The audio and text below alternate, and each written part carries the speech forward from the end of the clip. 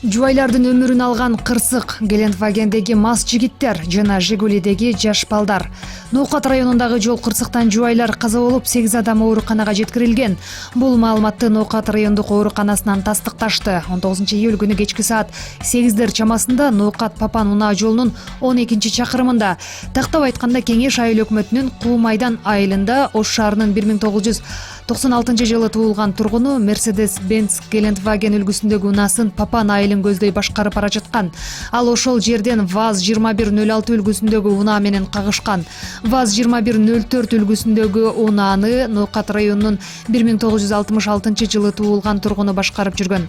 Оорукананын маалыматына караганда 19-июль күнү кечки саат 8 чамасында ооруканага 8 адам келип түшкөн. Алардын 5-өө жандандыруу бөлүмүндө, 3-өө сыныктар бөлүмүндө дарыгерлердин көзөмөлүндө жатышат.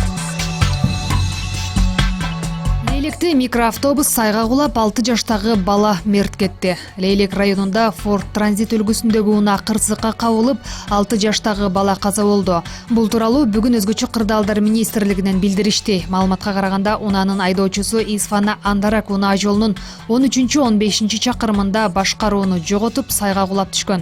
Жол кырсыгынын кесепетинен 2013-жылы туулган бала ошол жерден каза болгон. 38 жаштагы айдоочу жеңил жаракат алган.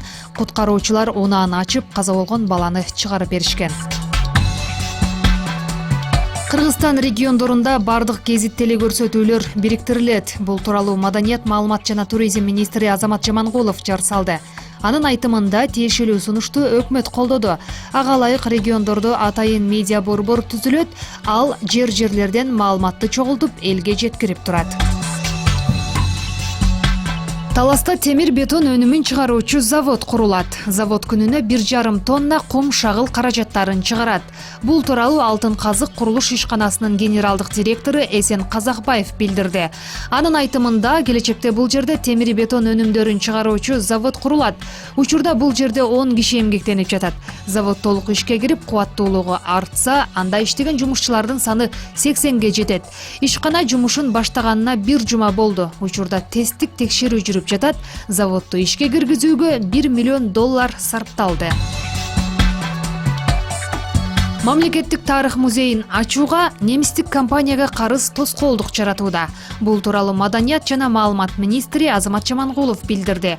Анын айтымында, музейге байланыштуу кылмыш ишинин материалдары сотко өткөрүлгөн жана анын ишин жандандыруу мүмкүн эле. Бирок калыбына келтирүүдө музейде орнотулган программалык камсыздоонун ачкычтары немистик компанияда. Ал жумуштарды аткарган. Ал эми ачкычты алуу үчүн фирмага 225 000 евро төлөшү керек, дейт министр. Эске салсак, тарых музейин жаңылоодо коррупциялык фактылар боюнча кылмыш иши козголуп, анын ачылышы белгисиз мөөнөткө жылдырылган.